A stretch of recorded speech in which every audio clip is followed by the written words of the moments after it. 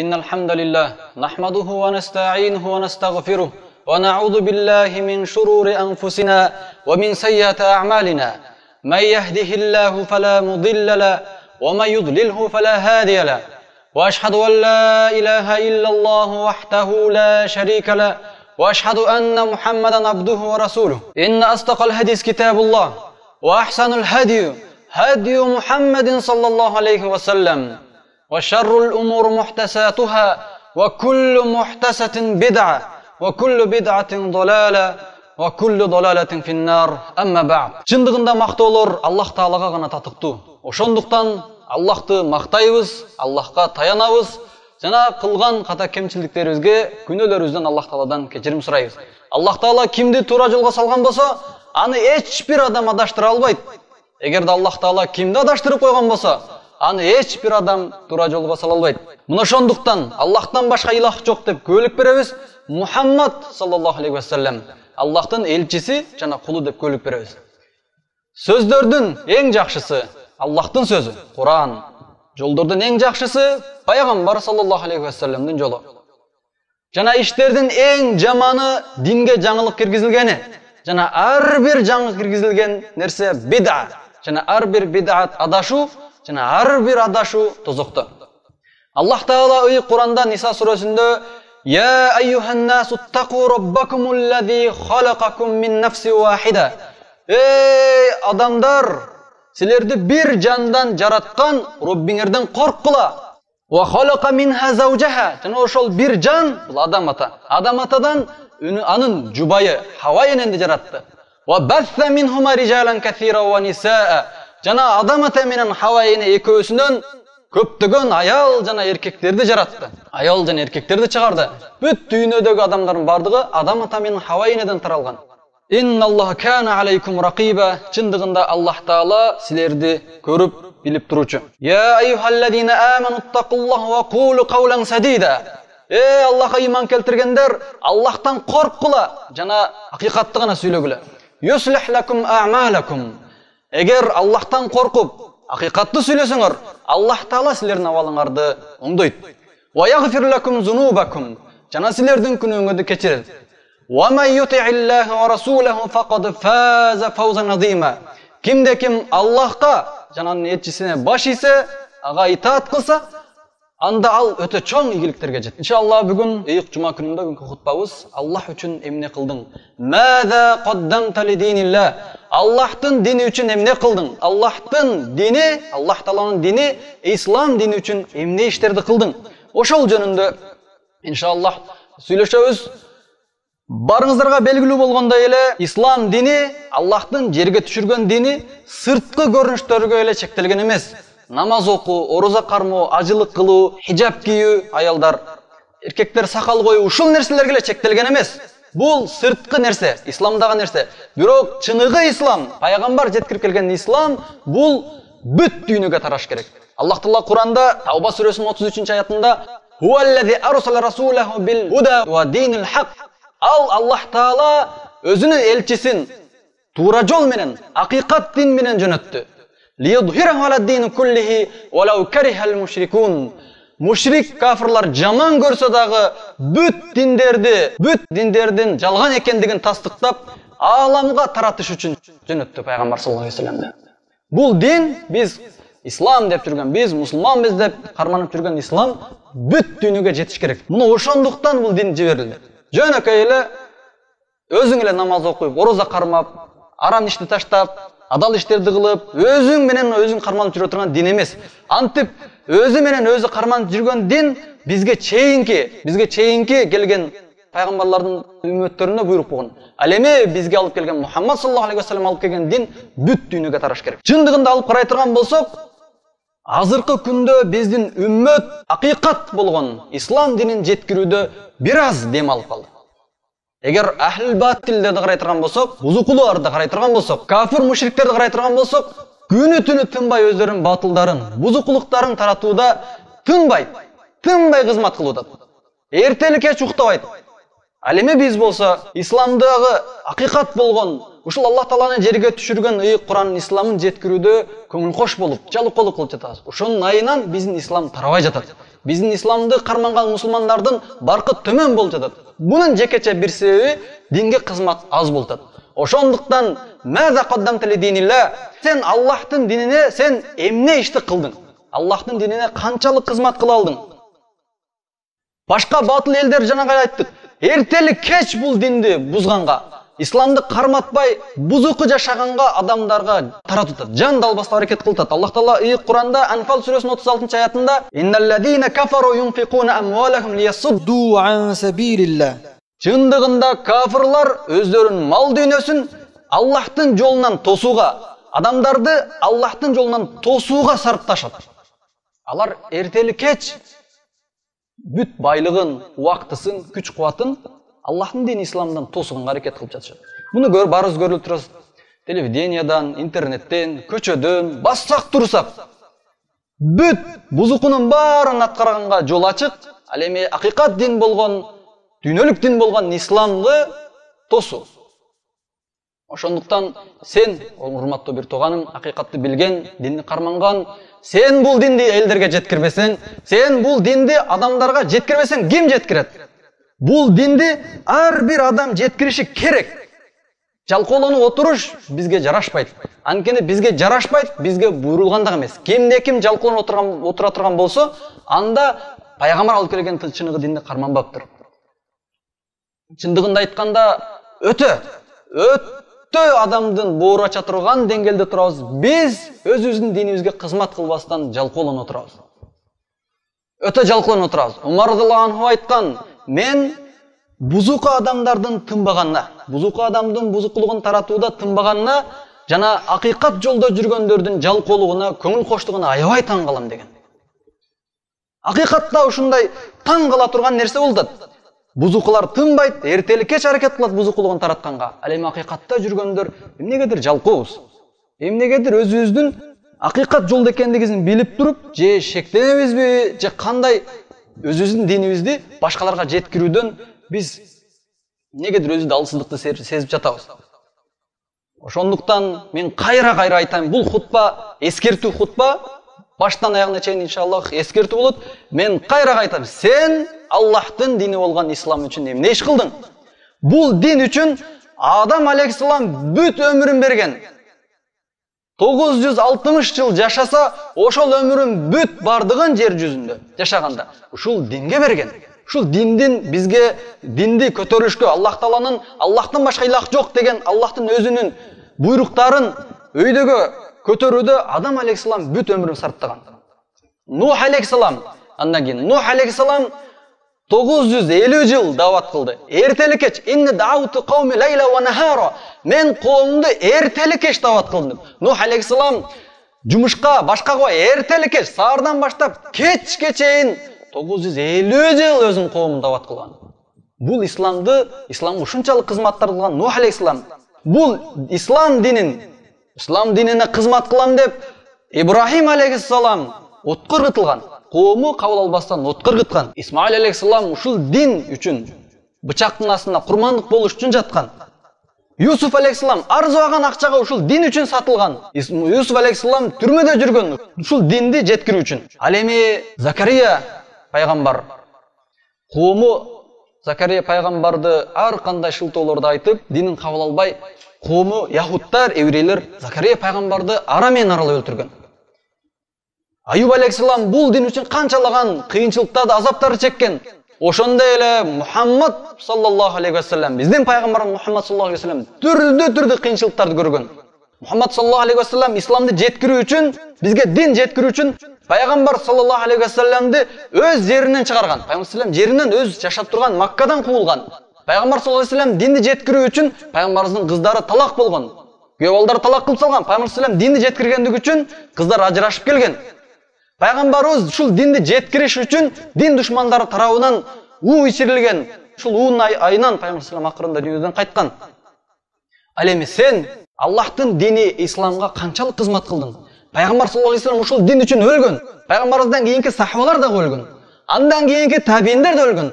Андан кийинки да канчалаган алымдар өттү. Ар бирин аты өтпөйлү канчалагандар өмүрүн берип койгон. Ушул динге өмүрүн берген.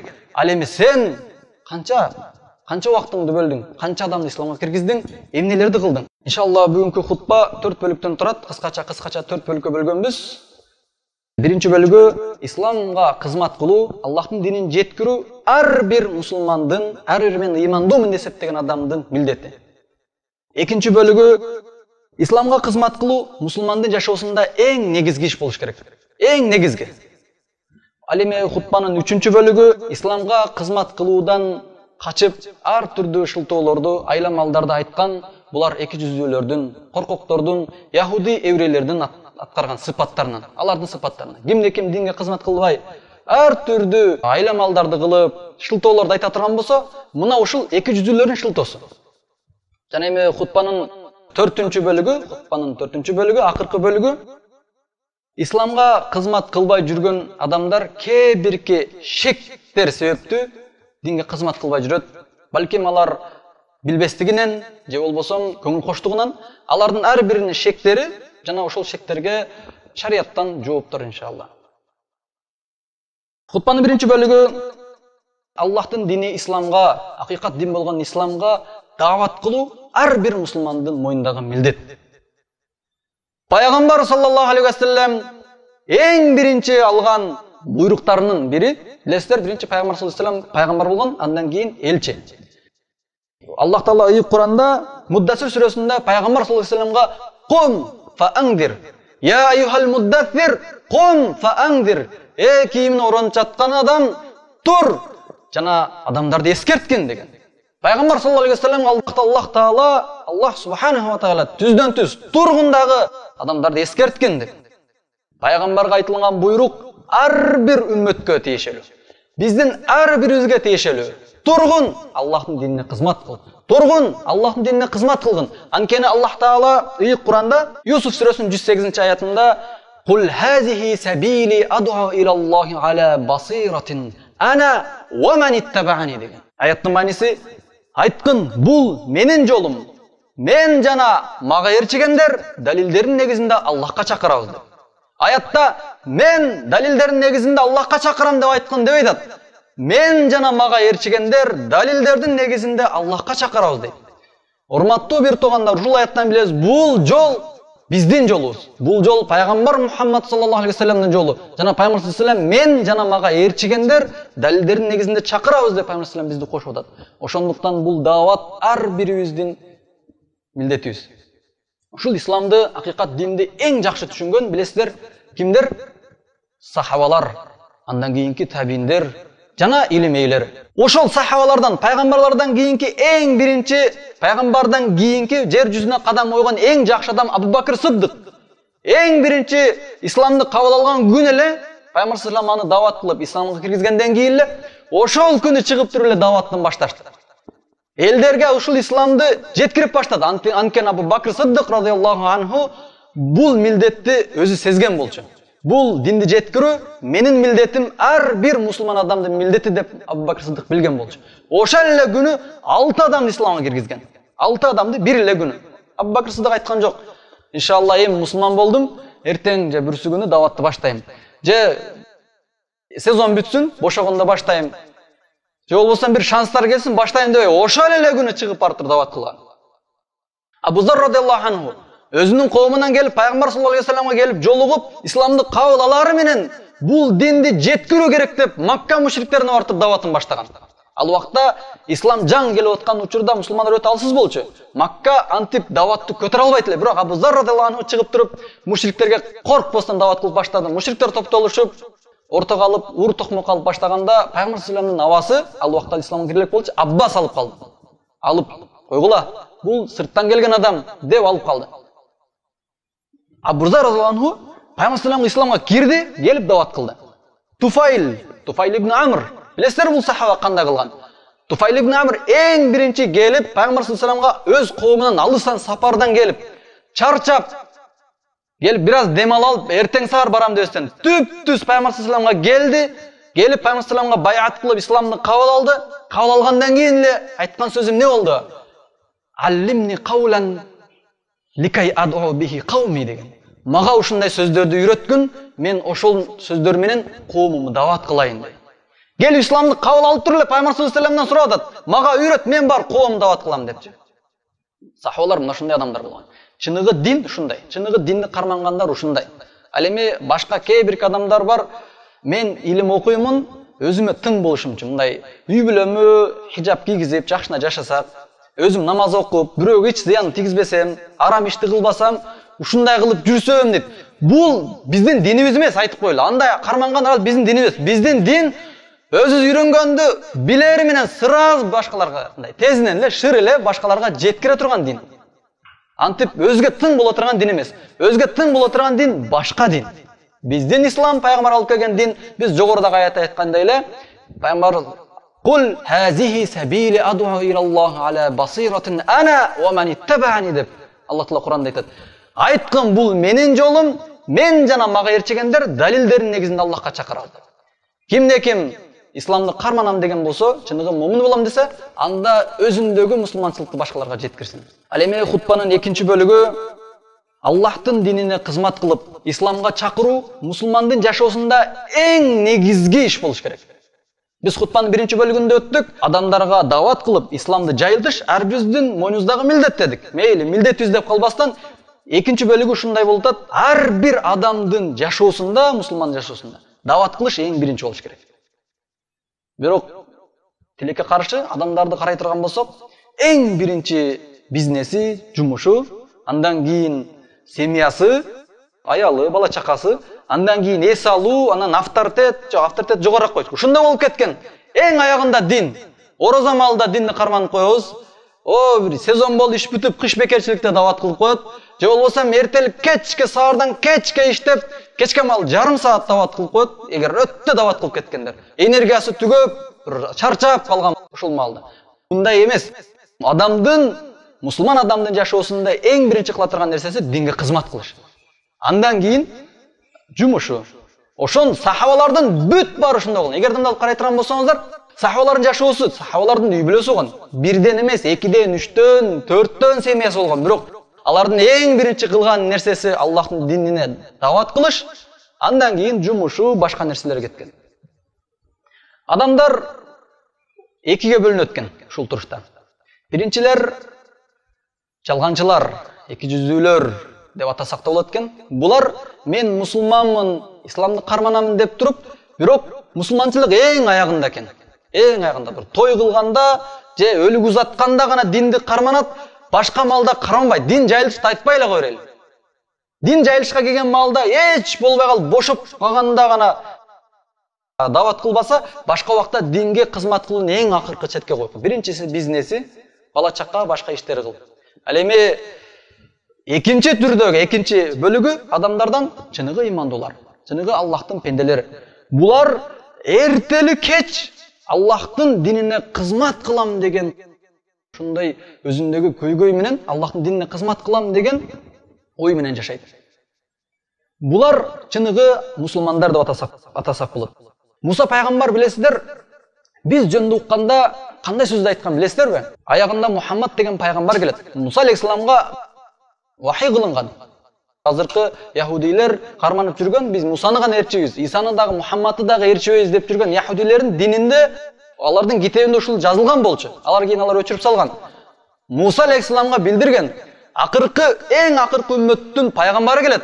Анын үммөттөрү эң акыркы киргенине карабастан эң биринчи бейишке кирет, жана бейиште дагы эң көп болот деген. Бизди бейишке киргендердин арасынан эң көбү деп айткан. Ошондо Муса алейхисалам айткан, менден кийинки келген пайгамбар, бирок үммөттөр ушунчалык көп деп кайгырган. Ал Муса пайгамбар көрө албастыктан ушул сөздү айтты ойлойсуздарбы? Жок. Муса алейхисалам, мен даватты татыктуу кыла албадым окшойт. Элге даватты жеткире албадым окшойт. Ошондуктан менин үммөтүм азыраак болуп калды деп кайгырган. Бейишке кире тургандардан азыраак болот экен деп ошого кайгырган. Чыныгы имандуу адам ушундай болот. Эртеден кечке дават кылса дагы ойлойт, мен татыктуу дават кыла албай калдым окшойт. Аллах Таала кабыл кылсын, бирок мен да азыраак укташым керек, көбүрөөк кыймылдашым керек, жалкоолукту ташташым керек деп кызмат кылат чыныгы имандуулар. Ал эми анын тетирисиндеги болгон адамдар бир-эки адамды дават кылып коюп, өздөрүнчө авторитет кармайт, элдин арасында өзүн чоң, бирдүү адам сезет, анча-мынча адамдар теңсинбей калышы мүмкүн. Бирок бул чыныгы имандуу деп аталбайт. Чыныгы имандуу Аллах Таала сүйгөн пенделер булар эртелик кеч Аллахтын динине кызмат кылса дагы өзүнүн кылган ишин аз санайт. Жакшы жеткиликтүү кыла албадым окшойт. Себеби Муса пайгамбар мына ошентип кайгырган. Ар бир адам ушуну сезиш керек. Мен канча дават кылсам дагы жеткиликтүү кыла албай атам деп. Себеби пайгамбар саллаллаху алейхи вассалам өз сөзүндө айткан, Сахих Муслимде келген: "Ман ра'a минкум мункаран фалюгайирху бияди." Кимде ким жаман күнөө ишти көргөн болсо, аны колу менен кайтарсын. Фа иллам ястатифа билисани. Эгерде колу менен кайтарганга кудурети жетпесе, анда тили менен кайтарсын. Фа иллам ястатифа би калби. Эгерде тили менен да кайтара албай калган болсо, анда жүрөгү менен жаман көрсүн. Ва залика ад'афул иман. Мына ушул эң имандын эң төмөн даражасы деген. Ман ра'a. Ким илимдүү адам көрсө дагы, илимсиз адам көрсө дагы, бай адам көрсө дагы, кедей адам көрсө дагы, жаман күнөөнү көрсө кайтарсын колу менен. Колу менен кайтарган кудурети жетпесе, кана тили менен кайтарсын. Ошондо соо болот. Тили менен да кайтара албаса, эч болсо жүрөгүнөн жаман көрсүн, соо болот. Ошол нерсе буйрулган. Фал югайирху деп Куранда келет. Фал югайирху деген буйрук менен өзгөртсүн деген буйрук. Пайгамбар саллаллаху алейхи вассалам бул жерде буйруп атат. Бул динге кызмат кылуу адамдын эң негизги ишин деп билген адам чыныгы имандуу болот деп айтты. Эме биз буну жөн айтпайбыз. Сөзсүз мурдагы чыныгы имандуу болгон адамдар бизге өрнөк болгон Умар радиллаху анху, Абу Бакр Сиддик радиллаху анху, Али радиллаху анху, Усман радиллаху анху, бардык сахабалардын, пайгамбар салламдын убагында пайгамбардын сабагын алып жүргөн адамдардын жашоосунан бир сыра көрүп айтабыз. Демек, ушулар чыныгы динди, Куран, хадисте айтылган динди ушулар карманган экен деп. Мисалы Умар радиллаху анху айта турган болсок, Умар радиллаху анху билесиздер. Умар радиллаху анху деп угулганда адилеттүүлүк деген нерсе шыр эле эске келет. Ал эми адилеттүүлүк деген сөз угулган болсо, шыр эле Умар радиллаху анху эске келет. Себеби Умар радиллаху анху ушунчалык адилеттүүлүктүн жеткен чегине жеткирген. Умар радиллаху анхуну ар дайым эстегенде биз адилеттүү деп эстейбиз. Умар радиллаху анху халифа болуп турган кезинде, мусулмандардын амири болуп турган кезинде, Байтул малга караштуу бир төө ооруп калат. Умар радиллаху анху мен ушул төөгө жоопкермин деп өзү, ал падыша, андан башка иши дагы өтө көп. Бирок ушул төөгө адамдар көңүл кош карап койбосун, ушул ооруган төө ооруп жаткан балда адамдар жакшыраак карабай койбосун деп өзү түнү менен кайра карап чыкты. Сахабалар Умар радиллаху анху биз карайбыз дегенде айтты, жок, мен кыяматта бул төө тууралуу жооп берем деген. Эгерде адамдар көңүл кош кылып, мен караштырып койдум деп көңүл кош карап койгон болсо, ушундайынан бул төө өлгөн болсо, анда кыяматта мен жооп берем деген. Умар радиллаху анху бирөөгө ишенип таштап койгон жок. Себеби бул диндеги нерсени эң биринчи көргөн. Жана ошондой эле Умар радиллаху анху падышалык кезинде сапарда келаткан учурда бир өрөөнүн жанынан өтөт, өтө оттуу, кой баксаң өтө жакшы болгон. Ошол өрөөндөн нары өткөндө эле бир койчуман багып жүрөт. Ал билбестиктен ошол от жок жерде, какыраган жерде кой кайтарып жүрөт. Ошол малда Умар радиллаху анху жандагы шериктерин, желдеттерин тура тургула деп туруп, өрөөнгө чуркап чыгып, "Эй койчуман, сен бул жерде бакпа, бул жерде чөп жок экен, бул жер какырап жатат. Тиги өрөөнгө чыгып барып коюн кайтаргын" деп айтып коюп кайра түштү. Умар радиллаху анху айткан жок. Бар ана койчуманга барып айтып кой, тиги жака коюн кайтарсын деген жок. Бул диндин нерсеси, диндин кызматы, бул менин кызматым. Жана муну мен кылышым керек деп эң биринчи нерсеге койгон. Мына ошол Умар радиллаху анхунун башка сахабалардын жашоосу бизге чоң өрнөк болот. Пайгамбар саллаллаху алейхи вассалам Али радиллаху анху айткан: "Фаллах ла айяхдияллаху бика раджулан вахидан хайру лака мин хумрун наам" деген. Эгерде Аллах Таала сен себептүү бир адамды туура жолго баштап койсо, ал сага кызыл төөдөн жакшыраак деген. Кызыл төөдөн жакшыраак дегени ошол доордогу эң жакшы улоодон жакшыраак деген. Эң жакшы улоо азыр кандай? Мисалы азыр Cadillac, Lexus 470 дагы ошондой улоодон жакшыраак деп айтат. Мисалы максат, сен тиги жерге барып 2 саат иштеп берсең, жумуш кылсаң, сага Cadillac берем, же болсо мына жол тандабас берем деди. Бир жерде айтат, тиги жакка барсаң, элдер адашып жүрөт, 2 саат дават кылып койсоң, балким 1, 2, же 10, 20, 100 адам хидиятка келип калышы мүмкүн десе, каяка барат элең? 2 саатта Cadillac иштеп койсоң, давай, баарыбыздын оюбуз бар. Себеби мында улоону ар бир эркек киши жакшы көрөт. Жүрөгүндө бар. баягы чоң, өтө элдин арасында баалуу болуп эсептелген улууну баары жакшы көрөт. Пайгамбар саллаллаху алейхи вассалам ушундай, пайгамбардын убагында кызыл төө ушундай болгон. Биздегидей чоң жол тандабас машинадай болгон. Ошол төөдөн караганда бир адамдын хидаятка келип калганы жакшыраак деп атат. Ошондуктан урматтуу бир туугандар, балким биз убактыбызды бөлүп, бир күндө 2 саат, 3 саат эле бөлүп койсок, балким эң төмөн деңгээлинде, балким бир күндө көп эле адамдар хидаятка келип калышы мүмкүн. Себеби биздин элибиз ушундай болуп турат, динге чаңкап турат. Биздин элибизге дин ушунчалык керек, айрыкча илимдүүлөрдүн илими аябай керек. Балким биз ойлобошубуз мүмкүн, жөнөкөй эле айтылган сөздөргө, жөнөкөй эле биз ойлобошубуз мүмкүн, ушу менен адам хидаятка келип калат деп. Бир хадисти жеткирип калган болсок, балким ошол адам исламга кирип калышы мүмкүн. Исламга кирип туура жол таап калган болсо, анда биз үчүн ийгилик. Ал эми хутбанын 3-чү бөлүгү исламга кызмат кылып, Аллахка дават кылуудан баш тартып, кээ-бирки шылтоолорду айткан адамдар, ошондой шылтоолорду айтып, динге кызмат кылуудан качкандар, булар эки жүзүүлүктөрдүн сыпаты. Жалкоолордун сыпаты, яхуди еврейлердин сыпаты. Анткени Макка мушриктери пайгамбар саллаллаху алейхи вассалам эң биринчи исламды алып келген учурда эң биринчи Абу Лахабтын айткан сөзү эмне болгон? Муну биз кармап бербесек, бүткүл бул ислам жайылган болсо, бүткүл арабтар бизге душман болот деген. Бүткүл арабтар душман болот деген. Ал эми мадиналыктар болсо, биз өзүбүздүн бала чакабызды, үй бүлөбүздү кандай коргосок, сен ушундай коргойбуз. Бүткүл арабтар бизге душман болсо дагы биз коргойбуз деген. Айткан сахабалардын арасынан, эгер исламды кармансаңар, Аллах Таала ийгилик берсе жакшы. Антпесе бүткүл арабтар, ажамдар, араб эместер бүт барга, фарс, рум бардыгы каршы болот деген. Бүткүл сага каршы болот деген.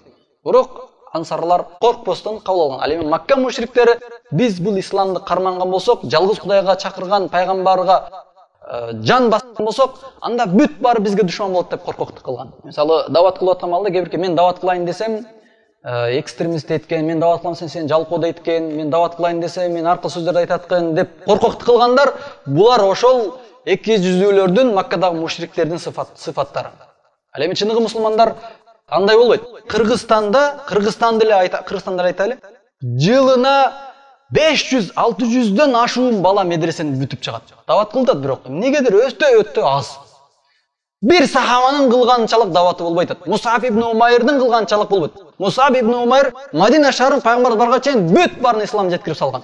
Пайгамбарыбызды бардыгы атасын сагынгандай болуп күтүп алышкан. Бир сахабанын даватын кылбай атат. 500дөн ашын бир эң аз эсептегенде. Маккада Уммул Кура, тиги Касым, Мадина университеттеринен эсептеп келсек, жылына 15, 20, 30, 40ка чейин балдар. Эми Мисирден эсептөйлү 50-60тан бүтүп барат. Бирок негедир дават кылбай атат. Анткени Аллахтын динине чакырууну туурусын айтканда коркоктук кылып атат. Бул Макка мушриктердин сыпаттары. Мисалы мен бир топ бир-эки адамдарга жолугуп, Галуш базарда жүрөт. Неге дават кылбайсың сен? Мен дагы убагына дават кылып жүргөнмүн. Жүрсөм, тиги кызыл чакырат, тигинси чакырат, бирөөлөр эмнесе дейт, бирөө бул жака кошот, анан таштап салдым депчи. Бул таштап сала турган дин эмес, бул ислам жеткире турган.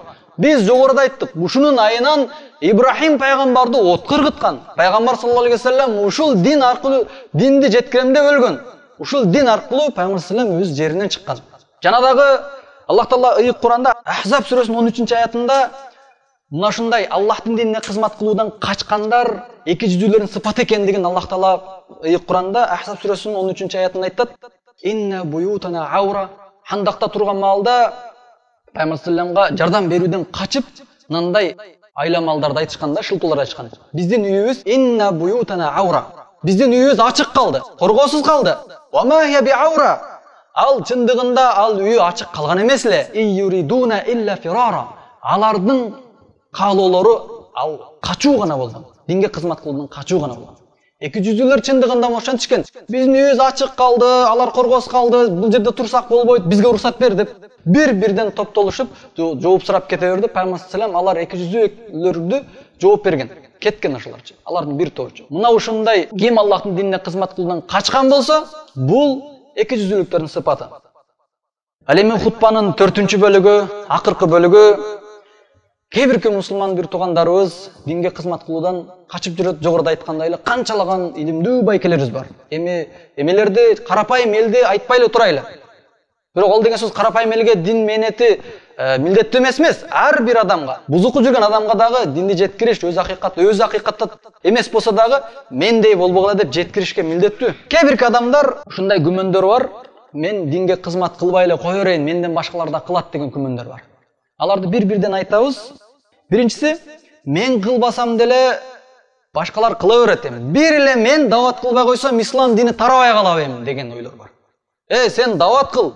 Аллах Таала сенин Куранда мындай деп атат: "Кунтум хайру умматин ухрижат лин-нас, та'муруна бил-ма'руф ва танхауна мункар" деп Куранда айткан. Силер үммөттүн эң жакшысы болдуңар, анткени силер жакшылыкка чакырып, жамандыктан кайтарасыңар деген. Пайгамбар саллаллаху алейхи ва саллям "Ман ра'a минкум фалюгайрху биядих" деген. Кимде ким күнөөнү көрсө, анда аны колу менен кайтарсын деген. Кайтарбайсыңбы десе, эми бир эле мен дават кылбай койсом эле дин көтөрүлбөй калабы? Калган толгон-толтур адамдар бар го деп айтышат. Бирок биздин ислам ошол толгон-толтур адамдардын арасынан дагы бир адам кылбаса дагы ошону жемелейт. Билесиздер, Табук газатында 10 миңдей аскерлердин арасынан 3 адам барбай калган, билесиздерби? 3 барбай калган. Эч кандай себепсиз эле барбай калган. Жалкоолугунан, көңүл кошунан барбай калган.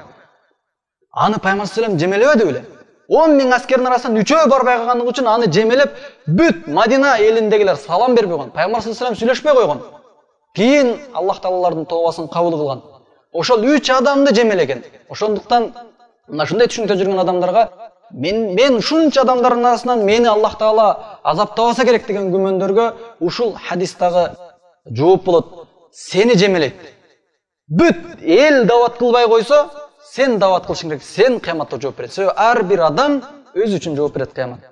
Ал эми экинчи кишек күмөндөр, адамдар айтышат: "Мен хутба кыла албайм, мен сабак бере албайм, менде илим жок" дейт. Менен бир карапайым болсом, кантип дават кылам деп, ошондуктан даватты кылбай жүрөт. Элдерди акыйкатка чыгарбайт. Урматтуу бир тууганым, Аллахтын динине кызмат кылуу ушул эки нерсеге чектелген эмес, хутба кылып, сабак бергенгече. Жөнөкөй көчө шыпырып жүргөн адам дагы жума күнү мечиттин алдын жакшы кылып шыпырып койгон болсо, мечитте хутба кылган имамдын соондай эле соо алат. Экөөнүн жүрөгүндө ыхласына карап алат.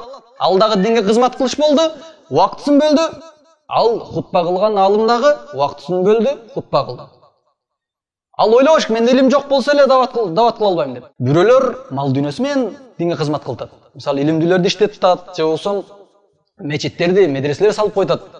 Бирөөлөр акчасы да жок, өзүнүн денеси менен, күч кубаты менен дават кылып койтат. Кээ бир адамдар жүрүм турум менен дават кылып койтат. Ал эми илимдүүлөр өзгөчө илими менен элдерге жеткирип дават кылат. Мына ошентип дават кыла берсе болот. Жекече сөз курук болуп калбасын. Мисал катары айтып кетели. Ноокатта, ноокаттыктар жакшыраак билет, Ат-Тирмизи деген медресе бар. Ал медресе убагында жабылып калган. Бирок мурда иштеп жүргөн медресе жабылып калган. Шарты дагы өтө начар болчу. Биз дагы 2 ай окуп көргөнбүз ал жерде. Саардан кечке 1-гө чыгат эле. Таң аткача уйку жок болчу. Ушундай шарты начар болчу. Куран жаттап 2 ай жүрүп кайра келе бергенбиз. Ушундай шарты начар болуп, ал медресе жабылган. Медресенин жабылган себеби ал жердеги сабак берген мугалимдер мага да тирилик керек, жашоо керек, бала чака бар, үй салышым керек деп Россиялап, талалап иштеп кеткен. Ошондо эл чогулуп келип, койгула. Ушул жерден илимдүү алымдарды чыгарайлы деп эл чогулуп медресенин мүдүрүн жиберген. Россияга барып, ар бир мугалимге жолугуп чыккан. Сен канча айлык аласың? 15 000 рубль. Бас, сен медресе сабак бер, ошол айлык мен берем. Сен канча айлык аласың? Мынча рубль. Жүр басты. Бүт барын чогулуп келген. Азыркы күнү билесиздер, ал медресени көргөн адам көзү суктанат. 5 этаждуу имарат салган, жылына 100дөн ашык балдар илим алып чыгат. Курандарын бекем кылып жаттап, араб тилин үйрөнүп, шарият китептерин окуп чыгат. Муну ошол медресенин иштеп кетишине илимдүү алымдардын себепчи болгон жок. Ошол илимдүү алымдарды себеп иштеткен жөн эле эле карапайым эл болгон топтолупчу. Канчалаган адамдар акча эмес, авторитети менен деле, мисалы, кээ бир медреселер дагы болбогон нерсе менен жабып атса, ачып кое бергиле, нормально эле деп ачып койгон адамдар болгон. Акча эмес, жөн эле авторитети менен. Кээ бир адамдар бар, мисалы, Араванда шаардын ортосунда илгерки чайханалар болгон, ар бир райондо, билесиздерби? Ошону сатып алып туруп мечит кылып салган бирөө, ортого салып. Азырга чейин базардын ортосунда чоң мечитте азан айтылып, ошол жерде базарда иштегендер, же болбосо базарлыкка келген адамдардын бүт баары ошол жерде намаз окуйт. Мындай адамдарды айтсак өтө эле көп. Бир аксакал бар, 1 гектар жерин берген. Ушул жерге медресе салгыла, площадкасын, жатаканасын бүт баарын салып, окуу жайгыла, мына бүт документтерин даяр кылып берем деген. Мына ушундай адамдар бар. Ушулардын дагы кылган кызматы дин болот. Ошондуктан илимим жок деген илимим жок, хутба кыла албайм деп эле динге кызмат кылбай койгон ал себеп эмес. Адамдар кызмат кылып атат. Бүт жагы менен кызмат кылып атат. Жанагы айткандай, көчө шыпырган адам деле динге кызмат кылып коет. Ал эми үчүнчү шек, адамдар айтат, менде убакыт жок. Эртеден кечке жумуш. Биздин элде ушундай сөз бар, дежурный сөз бар. Иш чачтан көп. Бошогондо дават кылабыз эми дейт. Урматтуу бир тууган, эгерде каттык ооруп калып, сага врач эртең менен 1 саат, 2 саат таза абада басышың керек, антпесең ооруйсуң, акырында өлөсүң десе, ошол адам сөзсүз эртең менен тура алып 1 саат, 2 саат убактысын бөлөт. Урматтуу бир тууган, эгер сен дават кылбай калсаң, биз өлөсүң дейбиз. Өлгөндөн кийин кабырдан баштап ушул нерсеге жооп бересиң. Себеби Аллах Таала бизге фарз кылган дават кылыш ар бир момун адамдын, Аллахтын динине кызмат кылыш ар бир ыймандуу менен деген адамдардын мойнундагы милдет. Ал эми 4-чү шектер, мен илимдүү адаммын. Канча жыл, 10 жыл, 15 жыл окуп келдим. Эми барсам жөнөкөй бир мечитте имам болуп сабак беремби? Же болсо ушундай барсам 1-чи курстагы эле балдарга берип койду. Ал эми чоң балдарга илими жок адамдар деле сабак берип жүрөт. Менин мындайча айтканда көлөмүм чоңураак болчу. Мен тагыраак айтканда бир эле барганда эле сразу муфтий болушум керек эле, же болсо чоң жерде имам болушум керек, же болсо отуруп алып эле фатва берип, же болсо отуруп алып сабак берип башташым керек эле. Мени татыксыз жерге коюп койду. Төмөн эле бир жерге коюп атат. Элдер баалап айтат деп туруп, ушундай шек менен дагы коомуна тарынгансып дават кылбай койгондор бар. Кудо Юнус алейхиссалам коомуна тарынып кеткен дейлечи. Билесиздерби?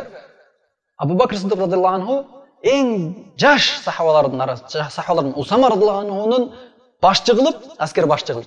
Ал эми Абу Бакр Сиддикти жөнөкөй аскер кылып жөнөткөн Пайгамбар саллаллаху алейхи казатка.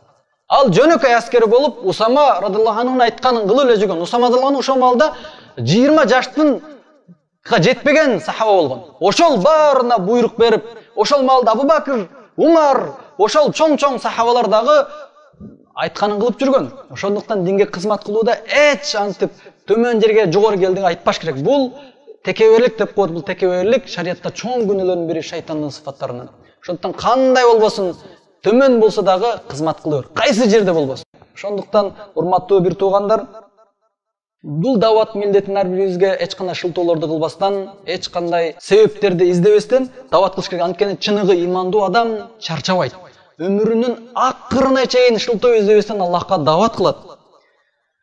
Биз ушул хутбабызда көбүрөөк Умар радыйаллаху анхуну айттык. Ошондон акыркы хутбанын аягындагы ушул Умар радыйаллаху анху менен жыйынтыктайбыз. Умар радыйаллаху анху дүйнөдөн кайтканда билесиздер, шахид болуп өлгөн, намазда турган маалда, бамнат намазында турганда атайын яһудейлердин жөнөткөн адамы канжар менен сай өлтүргөн. Биз ал жагына киришпейбиз. Умар радыйаллаху анху кулап өзүн жоготуп жаткан, кийин өзүнө келип кеткенден кийин, бир аздан кийин эң биринчи туруп эле намаз, элдер намаз окушту деген. Умар радыйаллаху анху карадыгы, өлүм алдында туруп дагы даватын кылып атат. Намаз окушту элдер. Ал ойлоду, Умар радыйаллаху анху имам болчу. Анан канжар жеди. Кулап жатып калды. Ойлоду, намаз окулбай калды окшойт, ызычуу болуп деген ойдочу. Намаз окулду. Намаз окубаган адамдардын исламда үлүшү жок деп Умар радыйаллаху анху биринчи айткан сөзү намаз болду. Андан кийинки айткан сөздөр дагы бүт исламга тиешелүү сөздөр болду. Кийинки амирди халифа, кийинки амирди шайлагыла, кийин мусулмандардын башчысы болот.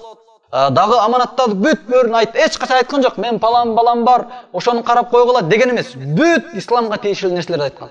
Муну ошентип айтып аткан маалда бир жаш сахабалардан бирөөсү изарын, жанагы баг элегин, бизде шымдын пайчасы деп коет го, ушундай жакшыраак түшүнөсүз. Баг элегин, баягы көйнөктүн жерге сүдүрөтүп басып келатат. Ошол жерден ооруп, акыркы жан берерден алдын аз добуш менен алысырап айтты.